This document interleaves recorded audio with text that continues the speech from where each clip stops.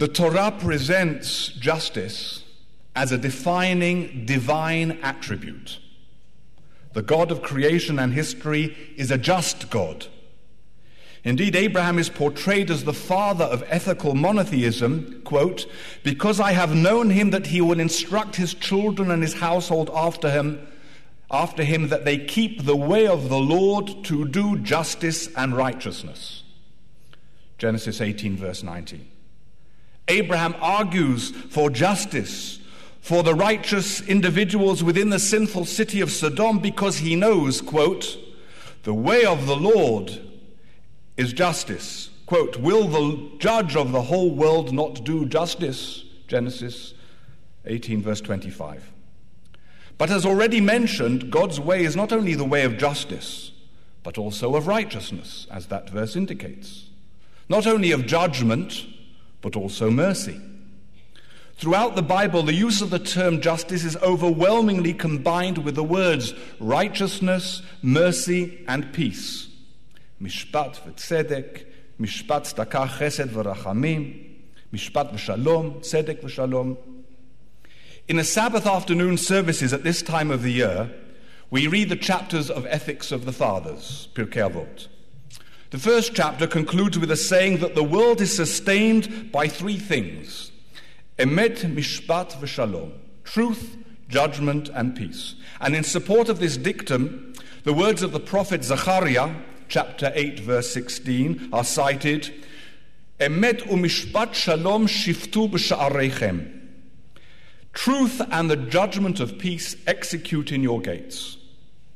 However, the sages in the Babylonian Talmud, in Tractate Sanhedrin, folio 6b, discerned a conflict between these very terms used in the quote. They ask, how is it possible to reconcile judgment with peace, or justice with mercy? If strict justice is ruled, for example, in the case of a dispute, then one in whose favor the judges rule will be content, but the other will feel hard done by and resentful. There may be justice, but there is by no means necessarily peace. In fact, the decision may lead to the very opposite of peace. The very combination of the terms justice and peace, judgment and mercy, indicate that Judaism does not perceive justice as a theoretical abstraction or as simply having the goal of trying to make a point. The purpose of justice is to promote the well-being of human society. And this objective requires a creative tension between justice and peace, between judgment and righteousness. So where do we find the balance between the two?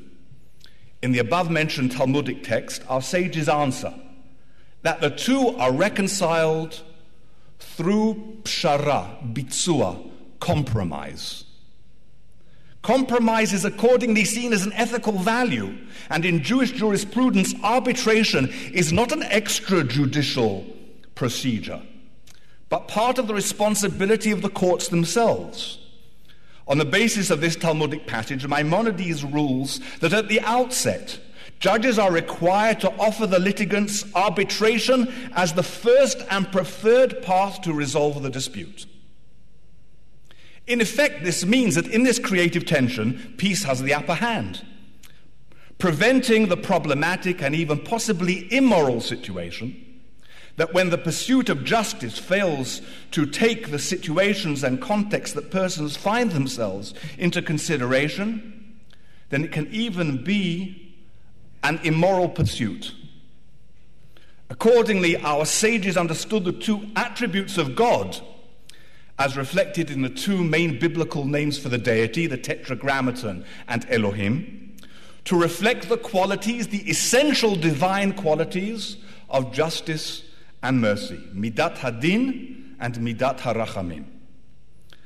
However, they highlight their recognition of the aforementioned tension between these very attributes by describing in the Talmud in Tractate Brachot, folio 7a, that the Almighty has his own personal prayer. What is God's prayer?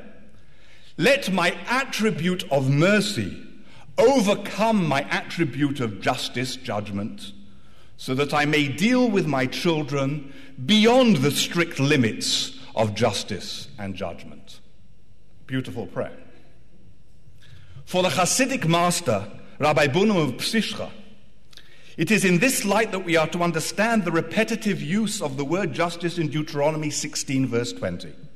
Justice, justice shall you pursue. To mean that justice must be pursued in a righteous, just manner. This applies not only to the judge and the individual, but obviously to the judicial system itself. This understanding is the basis of the legitimation of civil disobedience in the Torah, as we see, for example, in the case of the midwives who defy Pharaoh's edict to murder newborn Hebrew baby boys, when the system itself is fundamentally unjust. It was with such examples and teaching that those of us who fought against the apartheid regime in South Africa in the name of Judaism repudiated the argument of those who called for submission to the regime on the basis of the Talmudic injunction, Dina de Malchuta Dina, the law of the land is the law and is binding, which Judaism teaches.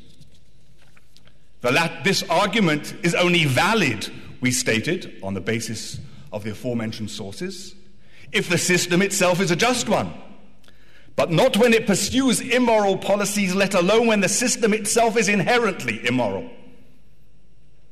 Closely related to Reb Bunam's interpretation of the reason for the repetition of the word in Deuteronomy 16, verse 20, is the commentary that explains that the reiteration is in order to teach us that justice is actually best advanced for oneself when one pursues it for all.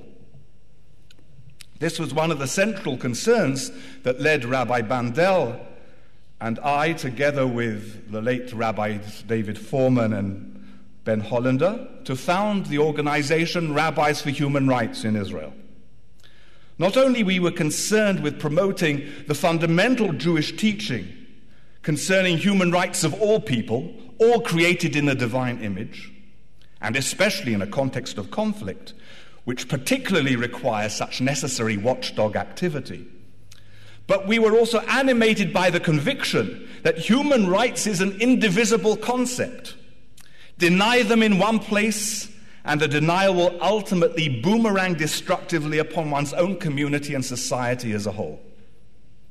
However, Rabbis for Human Rights gives expression to this ethical commitment in the conviction that the different communities in conflict both had and have their just claims and attachments.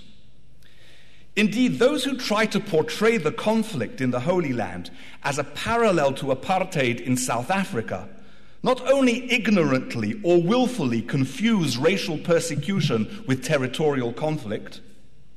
In fact, the situation in Israel-Palestine far more resembles the Irish territorial conflict, but play into a zero-sum mentality that presumes that the well-being of one side of the conflict must be to the detriment of the other.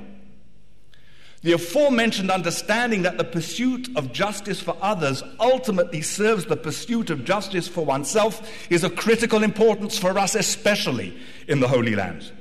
Only when we Israelis and Palestinians learn to extricate ourselves from a zero-sum mentality and realize that it is by providing each other with dignity and security will we really promote our own long-term well-being and provide our respective peoples with the brighter future they all yearn for. Part of this process means realizing and accepting that in this conflict, respective calls for absolute justice are incompatible, as indeed in many, if not most, territorial conflicts.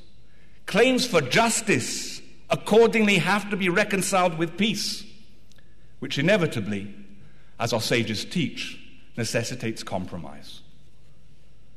Judaism's understanding of the universal importance of justice is reflected in the establishment of an access to courts of justice as one of the 7 Noahide commandments, as Professor Ursula has mentioned, seen as the universally obligatory commandments reflecting the essence of universal morality.